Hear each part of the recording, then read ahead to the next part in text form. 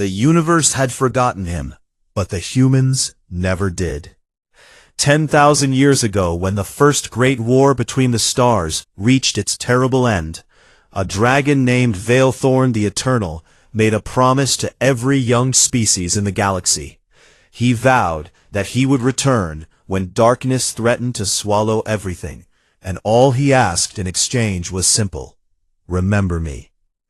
The elder species heard his words and recorded them in their ancient texts. The Vel'Karath carved his image into their temple walls. The Cineri composed songs about his sacrifice, and the crystalline mines stored his memory in their vast data networks.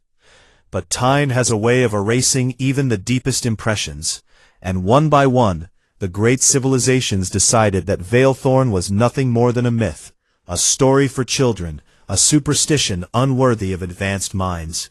They deleted his records, they destroyed his temples, and they silenced his songs. Within a few thousand years, not a single elder species could recall his name. But far away, on a small blue planet at the edge of the galaxy, a young species was just learning to look up at the stars. They called themselves humans, and they loved to tell stories around their fires at night. They spoke of dragons that soared through the heavens, of great serpents that would return to save the faithful, and of ancient promises that must never be broken.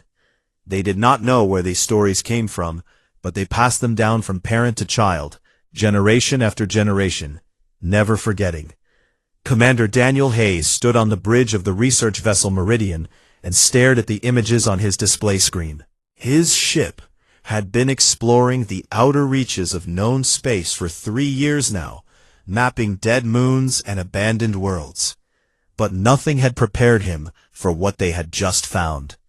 The artifact sat in the cargo bay below, a strange object made of materials that did not exist in any database. It was shaped like a coiled serpent, and it glowed with a soft golden light that seemed almost alive. "What do you make of it?" he asked. Dr. Lisa Monroe looked up from her analysis terminal. She was the ship's xenoarchaeologist, a woman with short brown hair and eyes that sparkled with curiosity whenever she encountered something new. She had spent 20 years studying the remnants of dead civilizations, but she had never seen anything like this. "The writing on its surface is older than anything we have ever recorded," she said. "I am talking about a language that predates the Vel'Karath, predates the Cineri, predates every known spacefaring species in the galaxy. Whoever made this thing was ancient beyond imagination." Daniel felt a chill run down his spine. The Vel'Karath had been traveling between stars for over 50,000 years, and the idea that something could be older than them was almost impossible to accept. "Can you translate it?" he asked. Lisa nodded slowly. "I am working on it, but what I have found so far is remarkable. This artifact contains a recording, Commander. A message from something that called itself Veilthorn the Eternal. He speaks of a promise he made to the young species of the galaxy, a vow to return when they needed him most." She paused and looked at Daniel with an expression he could not quite read. "The strange thing is, I recognize this story," she said. "My grandmother used to tell me about a dragon who promised to come back. She said it was an old legend, passed down through our family for as long as anyone could remember. I always thought it was just a fairy tale." Daniel sat down heavily in his command chair. His own mother had told him similar stories when he was a child, tales of a great winged creature that watched over those who kept faith. He had dismissed them as fantasy, the same way every adult eventually dismisses the dreams of childhood. But what if they were real? The Meridian's communication officer, a young man named Chris Palmer, turned from his station with a worried expression. "Commander, I am receiving an urgent transmission from the Galactic Council. They want to know what we found." Daniel exchanged a glance with Lisa. The Galactic Council was composed of 12 elder species who had appointed themselves as rulers of civilized space. They tolerated humanity, but they had never treated them as equals. Humans were too young, too primitive, too caught up in their myths and legends to be taken seriously. "Send them our preliminary findings," Let them know we have discovered an artifact of significant historical value. The response from the council came within the hour, and it was not what Daniel expected.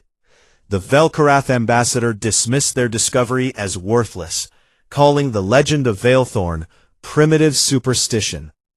The Sinari representative suggested that humans had fabricated the artifact to gain attention, and the crystalline mind simply stated that no such being had ever existed. Lisa stared at the responses with growing anger. "They are lying," she said. "I can see references to Veilthorn in corrupted sections of their own historical databases. They knew about him once, but they deliberately erased everything. Why would they do that?" Before Daniel could answer, the ship's sensors detected something that made his blood run cold. A massive energy signature was approaching from beyond the edge of known space, something so large that it defied measurement. Systems across the galaxy were going dark as it passed, entire star systems falling silent one by one. The Galactic Council called it the Hollow Tide, and they had no idea how to stop it. Their most powerful weapons had no effect.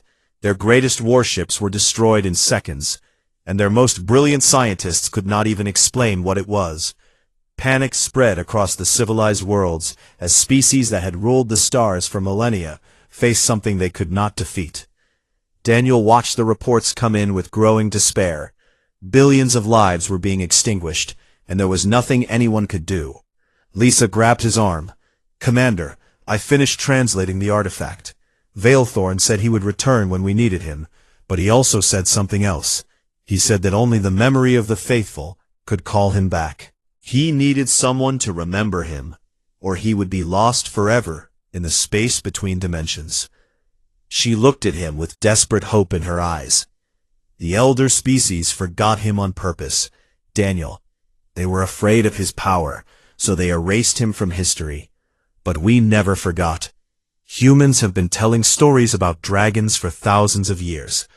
We kept his memory alive without even knowing it." Daniel stood up and walked to the viewport. Outside, the stars burned cold and distant, indifferent to the suffering of the creatures who lived beneath them. Somewhere out there, a being of unimaginable power was sleeping, waiting for someone to call his name. And humanity was the only species that still remembered. He turned to Chris. "Open a channel to Earth Command. I need to speak with Admiral Kevin Porter immediately. Tell him that humanity might be the only hope this galaxy has left." The young officer looked confused, but obeyed without question. Daniel Hayes did not know if this would work. He did not know if the legends were true or if they were all about to die. But he knew one thing with absolute certainty. When the universe needed someone to keep a promise, humans would never let it down. They had been telling dragon stories since the dawn of their civilization. And now it was time to find out if those stories would answer back. Admiral Kevin Porter had served in the human fleet for 35 years, and he had seen things that would break most men. He had fought pirates in the asteroid belts, negotiated peace treaties with hostile aliens, and watched friends die in the cold emptiness of space. But nothing had prepared him for what Commander Daniel Hayes was asking him to do. "You want me to order every human ship in the galaxy to broadcast a song," he said, his voice heavy with disbelief. "Commander, the Hollow Tide is destroying entire star systems. Billions of beings are dying, and you want us to sing?"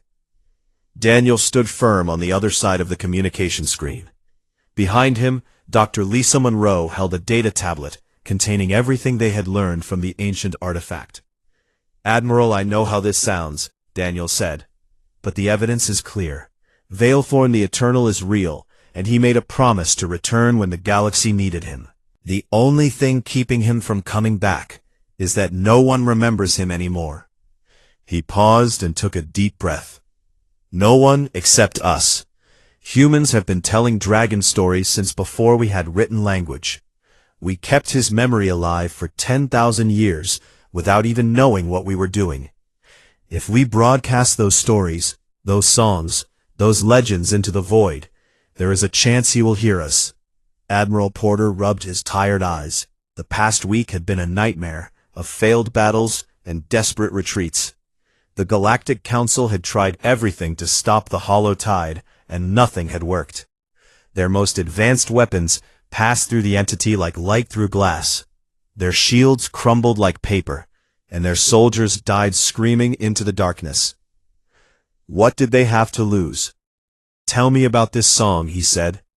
Lisa stepped forward and spoke.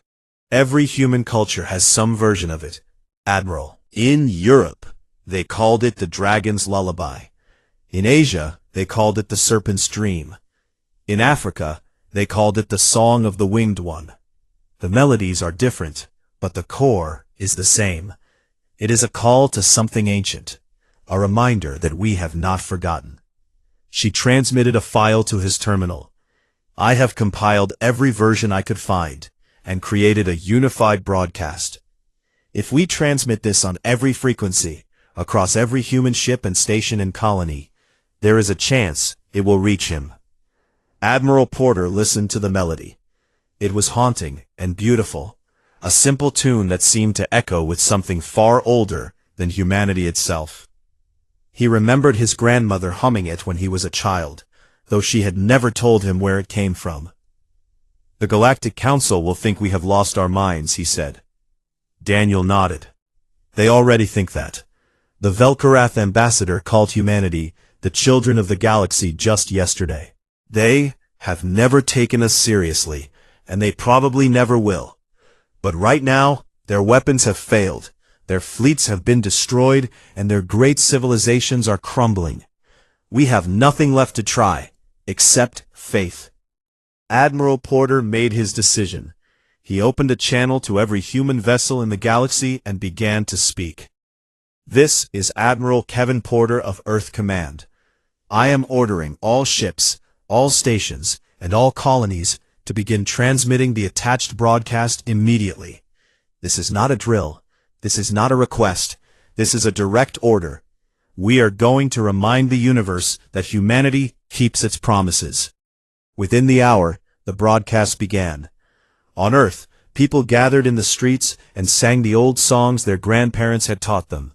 On Mars, colonists pointed speakers toward the sky and played ancient recordings. On distant mining stations and research outposts, crews who had never met each other joined their voices in a melody that crossed light years. The elder species watched in confusion and contempt. The Velkarath ambassador sent a message to Admiral Porter, calling the broadcast an embarrassment to all civilized beings. The Sinari High Council issued a statement expressing deep concern about humanity's grasp on reality. And the crystalline minds simply noted that primitive rituals have no effect on cosmic phenomena. But humanity did not stop singing. Dr. Eric Shaw was the chief physicist aboard the Meridian, a quiet man with gray hair and a mind sharp enough to cut through any problem. He had been analyzing the artifact's energy signatures for days, trying to understand how Veilthorn had bound himself to reality before his apparent death. What he found made him sick. Commander, he said, I know why the elder species erased Veilthorn from their histories. It was not because they forgot him. It was deliberate. They were afraid of him. Daniel looked up from his station. Afraid of something that was trying to help them? Eric nodded. Veilthorn was powerful. More powerful than anything they had ever encountered. After the First Galactic War, the elder species decided that no single being should have that much power. They could not destroy him, so they did something worse. They erased every memory of him from their civilizations. He pulled up a diagram showing complex energy patterns. Veilthorn's existence was tied to memory, Commander. He needed beings who remembered him to anchor his consciousness in our dimension. When the elder species deleted all records of him, they cut those anchors one by one. They condemned him to drift forever in the void between realities, unable to die, but unable to return. Lisa covered her mouth in horror. They did that on purpose? They knew he wanted to help them, and they still betrayed him? They were afraid, Eric said. Fear makes people do terrible things. They thought they were protecting themselves from a being they could not control. Instead, they removed the one protector who might have saved them from the hollow tide. Daniel clenched his fists. The elder species had looked down on humanity for centuries, calling them primitive and superstitious. But now, he understood the truth. The real primitives were the civilizations that had thrown away their own salvation because they could not accept something they did not understand. How did we keep his memory? He asked. Humans were not even spacefaring when Veilthorn made his promise. How did his story reach Earth? Lisa had been wondering the same thing. I think some of his essence touched our world before he faded. Maybe a fragment of his consciousness reached Earth and planted the seeds of these legends in our collective memory. Or maybe there is something special about humans, something that makes us hold on to stories long after other species let them go. She smiled sadly. We are stubborn, Commander. We do not let go of things easily. Maybe that is why we are the only ones who still remember. Outside the viewport, the stars continued to burn. Somewhere in the darkness, the hollow tide was getting closer, consuming everything in its path.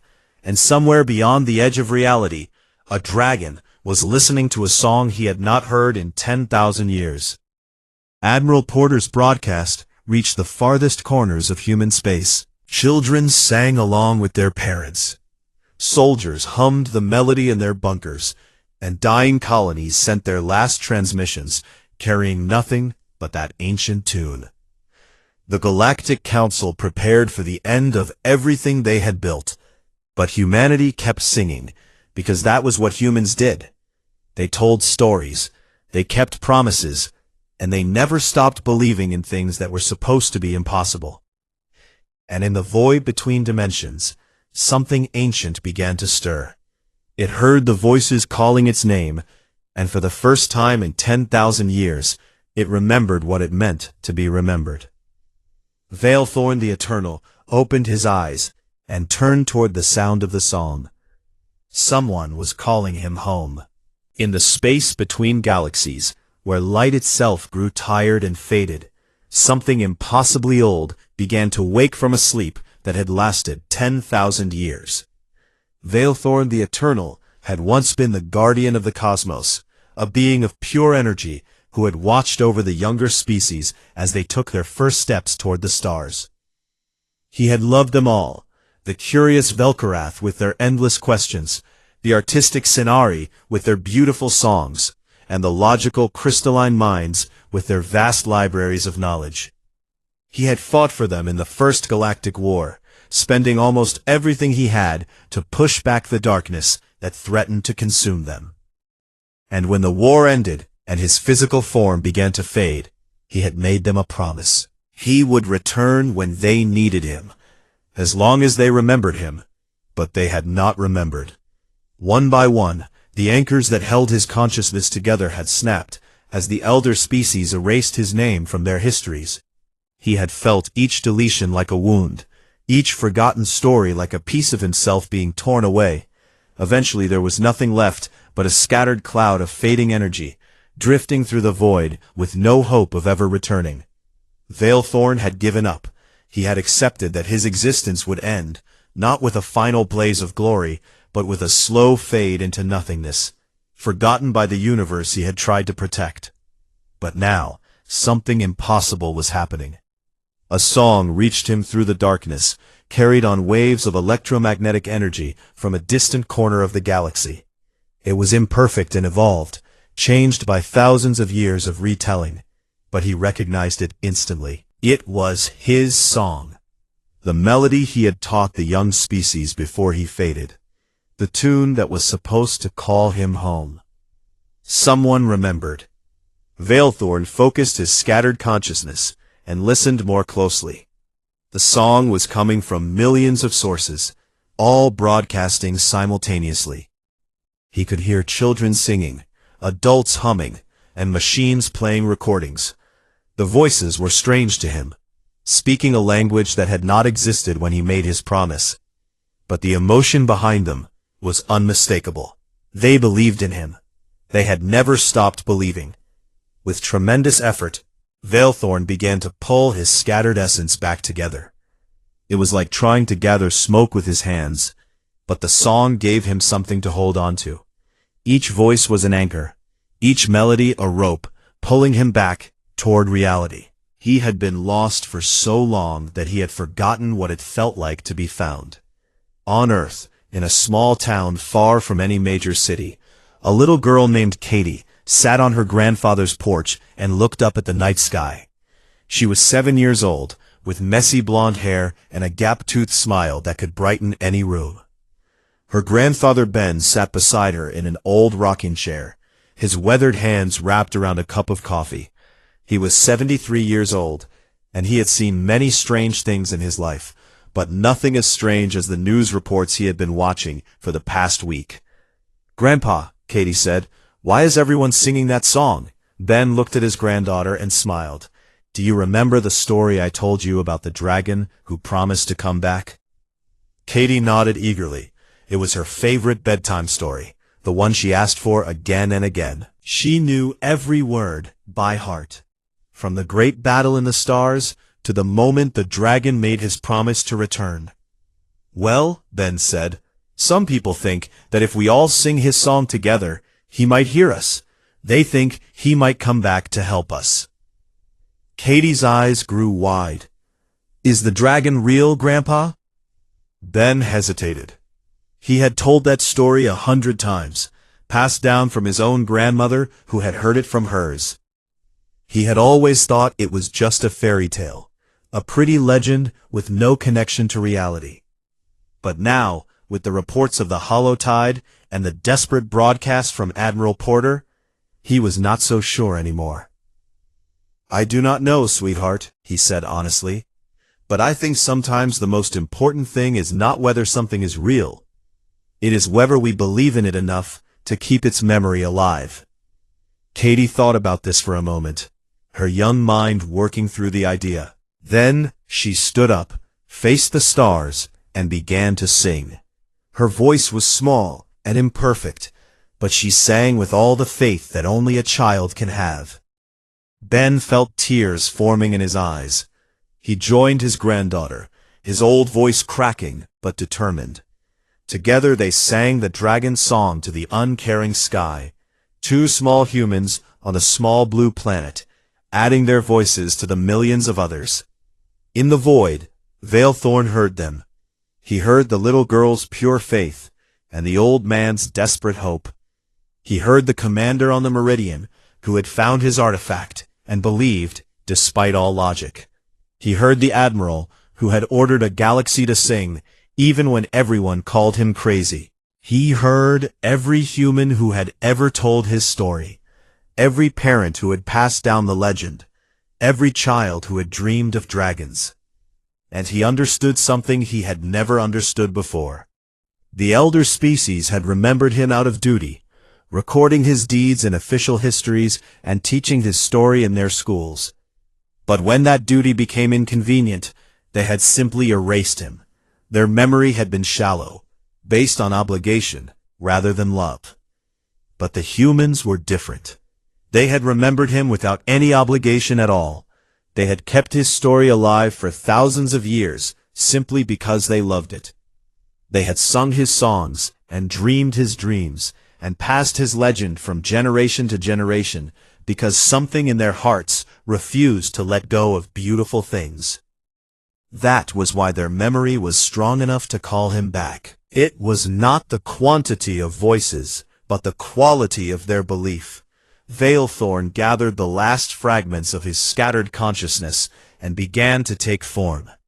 His body reassembled from cosmic dust and stellar fire, growing larger and more powerful than it had ever been. His wings spread across thousands of miles, made of solar flares and burning plasma.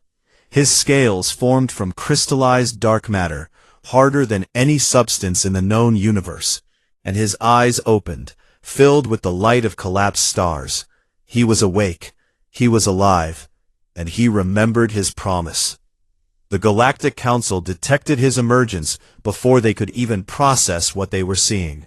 Sensors across civilized space screamed with warnings as an energy signature unlike anything in their databases appeared in the direction of the human broadcasts. The Vel'Karath scrambled their remaining warships.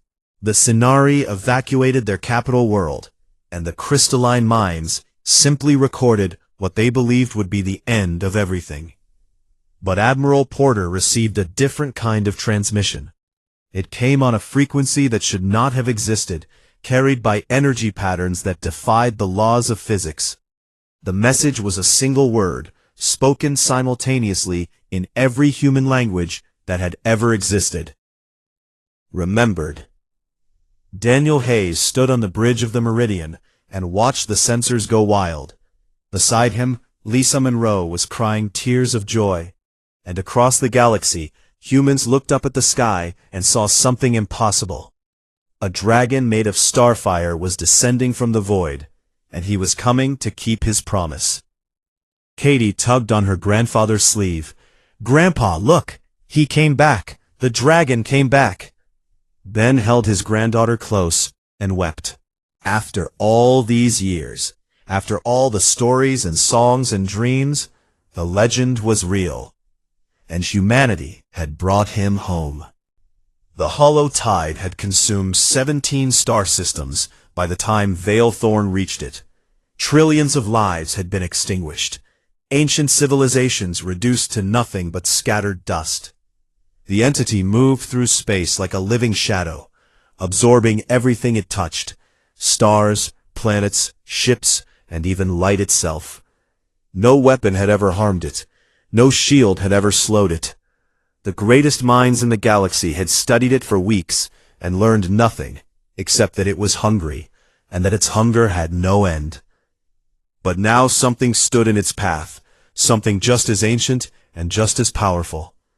Veilthorn the Eternal faced the hollow tide for the first time in 10,000 years. He recognized it immediately. This was the same darkness he had fought in the First Galactic War, the same endless hunger that had nearly consumed everything. He had defeated it once, but that victory had cost him his physical form and 10 millennia of exile. He would not let it win again. The dragon attacked with all the fury of a being who had been betrayed, forgotten, and abandoned. He tore through the outer edges of the hollow tide with claws made of compressed starlight, leaving wounds of pure radiance in the entity's shadowy form. His roar echoed across dimensions, a sound that made reality itself tremble. The hollow tide responded with equal ferocity.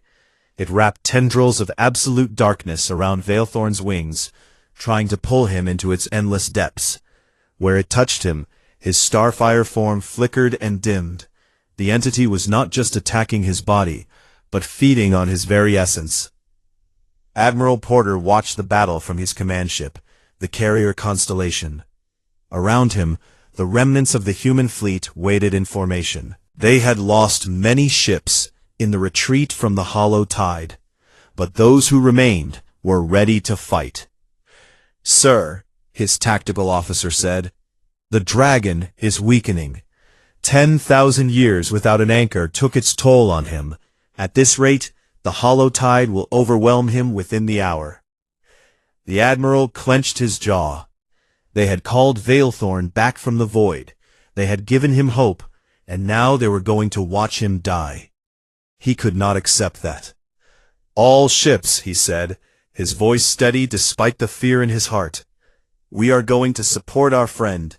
I know our weapons cannot hurt the hollow tide, but we can draw its attention.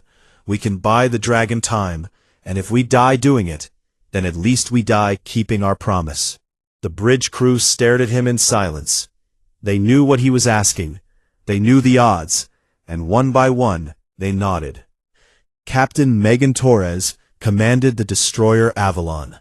She was 38 years old, with dark hair and a scar across her left cheek from a battle she rarely talked about. She had lost her husband to the hollow tide 3 days ago, when his research station went dark. She had nothing left to lose and everything to prove. "Admiral," she said over the communication channel, "the Avalon is with you. Let us show this thing what humans are made of." Similar messages came from every ship in the fleet: the cruiser Defiance, the frigate North Star, the corvettes Hope and Mercy, and dozens of others. Every captain, every crew, every single human in that fleet chose to fight. The human ships advanced toward the hollow tide in a protective formation around Veilthorn. Their shields flared as they absorbed attacks meant for the dragon. Their hulls cracked and burned as tendrils of darkness struck them, and their crews died at their stations, refusing to retreat. Captain Torres brought the Avalon directly between Veilthorn and a massive tendril that would have torn through his weakened wing. The ship's shields collapsed instantly, and the hull began to disintegrate. But she held position for 3 precious seconds, long enough for the dragon to pull away and strike back at the entity. "This is for my husband," she said, and then the Avalon was gone. The cruiser Defiance took her place, its captain shouting defiance at the void even as his ship came apart around him. Then the frigate North Star, then the corvette Hope, then ship after ship after ship. Veilthorn watched these small, fragile creatures throw themselves into the darkness to protect him, and something changed inside his ancient heart. He had made his promise 10,000 years ago because he believed in duty. He had sworn to protect the younger species because it was the right thing to do. But he had never expected them to protect him in return. The elder species had erased him when he became inconvenient. They had deleted his memory when his power frightened them. They had never truly loved him, only used him. But these humans were dying for him. They could not hurt the hollow tide. Their weapons were useless, their shields were paper, and their lives were measured in seconds. But they fought anyway. Not because they thought they could win, but because they refused to let their friend face the darkness alone. That was something Veilthorn had never experienced in all his vast existence. He drew strength from their sacrifice, not physical strength, but something deeper. Their courage filled him with a fire that 10,000 years of exile could not have given him. Their faith reminded him why he had made his promise in the first place. He was fighting for love. Veilthorn gathered every fragment of power remaining in his ancient form and unleashed it in a single devastating attack. His entire body became a weapon, a lance of pure stellar fire that pierced the heart of the hollow tide. The entity screamed, a sound that echoed across every frequency in the electromagnetic spectrum. The dragon did not stop.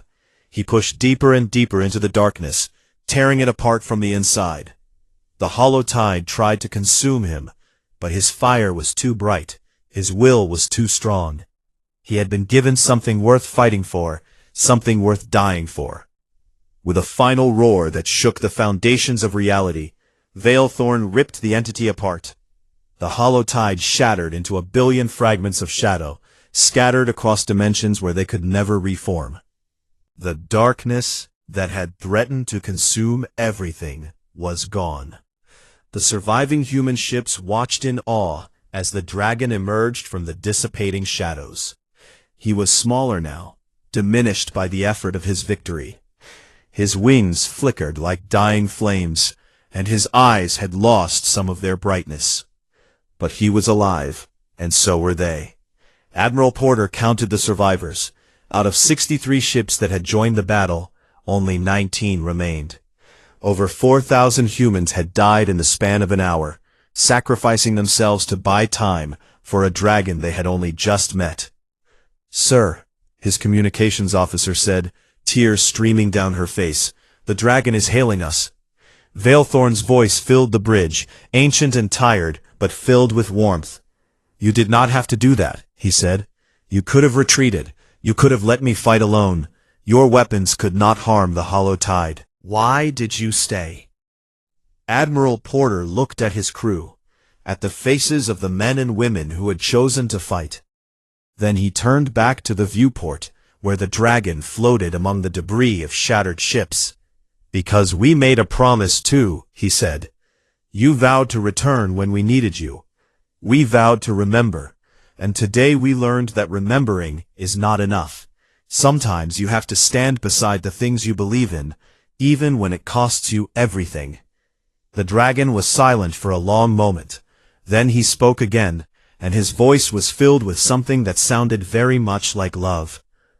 I have watched over many species in my existence, Veilthorn said. I have seen empires rise and fall, civilizations bloom and wither, but I have never seen anything like you. You are small and brief and fragile, but your hearts burn brighter than any star I have ever known. He paused, and the surviving fleet held its breath. I think I would like to stay with you for a while. The Galactic Council Chamber had stood for 40,000 years, a monument to the power and wisdom of the elder species. Its walls were carved from the heart of a dead star, its ceiling painted with the light of 1,000 captured nebulae. Here the rulers of civilized space had gathered for millennia to decide the fate of trillions. Today they gathered to face their shame. The 12 ambassadors sat in their ancient seats, surrounded by advisors and guards and all the trappings of their vast power. But for the first time in recorded history, they were not the most powerful beings in the room. Veilthorn the Eternal floated in the center of the chamber, his form diminished, but still radiating an authority that made the elder species look like children playing at government. Beside him stood Admiral Kevin Porter and Commander Daniel Hayes, representing the species that had brought the dragon home. The Velkorath ambassador spoke first, his voice trembling with fear disguised as diplomacy. Great Veilthorn, we welcome your return. Surely you understand that the decision to remove your records from our histories was made in a different time, by leaders who have long since passed. We meant no offense, and we hope that you will consider. Veilthorn raised one massive claw, and the ambassador fell silent. I did not come here to hear your excuses, the dragon said. I came here to tell you what I learned during my exile. He turned slowly, his burning eyes meeting the gaze of each ambassador in turn. I made my promise 10,000 years ago, because I believed that the young species of this galaxy deserved protection. I thought you were worth saving. I spent nearly everything I had fighting the Hollow Tide the first time, and I asked only one thing in return, that you remember me. His voice grew colder. You did not forget me by accident. You chose to erase me. You decided that my power was too dangerous, that my existence was too inconvenient. You condemned me to 10,000 years of drifting through the void, feeling myself fade piece by piece as each memory of me was deleted. The Sinari representative tried to speak, but Veilthorn continued without pause.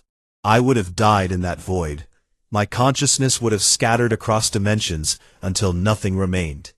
But someone remembered. Someone kept my story alive for 10,000 years without any obligation, without any benefit, simply because they believed in beautiful things. He gestured toward the two human officers. These beings are young. By your standards, they are barely more than infants. Their lives are brief, their technology is primitive, and their bodies are fragile.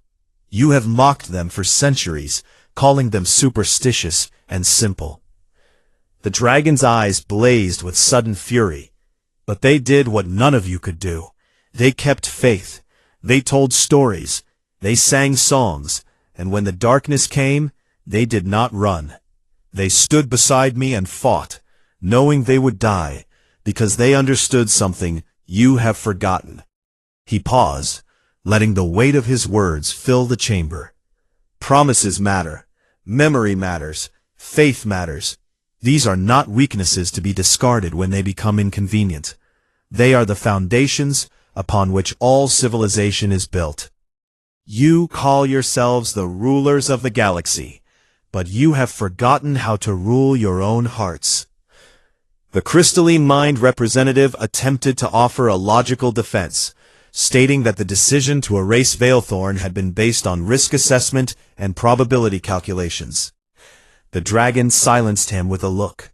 I do not want your apologies, Veilthorn said. I do not want your tribute. I do not want anything from you at all.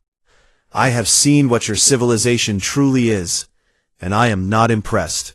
He turned his back on the council and faced the human officers. When he spoke again, his voice was warm, almost gentle.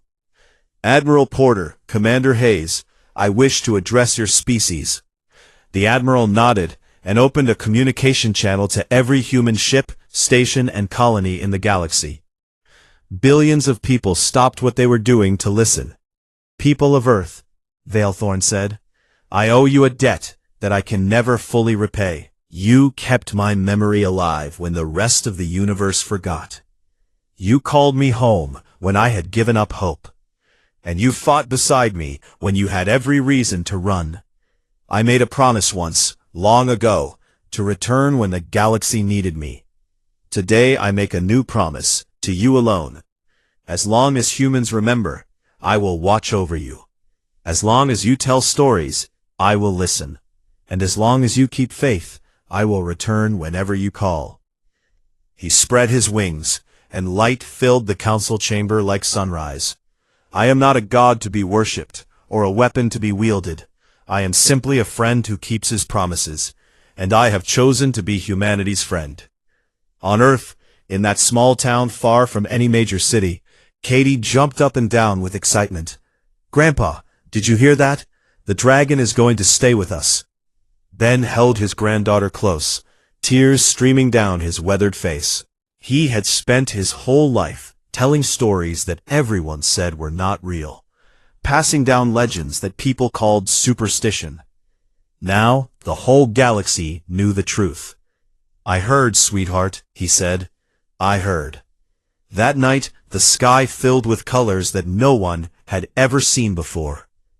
Aurora lights danced across every continent, painting the darkness with shades of gold and silver and brilliant cosmic fire. And if you looked closely, you could see the shape of dragon wings spread across the heavens. Katie stood in the backyard, her face turned up to the light. She waved at the sky with the pure, innocent joy that only children possess. "Thank you for coming back," she called out. "I knew you would. Grandpa told me the story, and I believed it. I believed it so hard." High above the world, Valethorn heard her. He heard every child who had ever dreamed of dragons, every parent who had ever passed down an old story, every human who had ever looked at the stars and wondered if something wonderful might be looking back. He had watched over many species in his long existence, but he had never loved any of them the way he was beginning to love these small, fierce, faithful creatures. They had given him something more valuable than any treasure in the universe. They had given him a home. In the years that followed, the elder species rewrote their histories. They added chapters about Valethorn, built monuments to his sacrifice, and taught their children songs they had forgotten for millennia. They did this, not because they had learned to believe, but because they were afraid of what might happen if they forgot again. But humanity did not need to change anything. They continued telling their dragon stories the same way they always had, around fires, and in bedrooms, and under the stars. They did not tell the stories because they were afraid, or because they wanted something in return. They told them because stories mattered, because promises mattered, because some things were too beautiful to ever let go. And that was the difference that saved the galaxy. Valethorn kept his promise. Whenever darkness threatened, whenever hope seemed lost, whenever the universe needed someone to stand against the void, the dragon returned. He always returned, and humans always remembered. 10,000 years after that first great battle, on a planet orbiting a distant star, a little girl asked her grandfather to tell her a bedtime story. He smiled and began to speak. A long time ago, a dragon made a promise to return, and the only reason he could come back was because humans never stopped believing. The girl listened with wide eyes, already knowing that this story was true. Every human child knew it was true.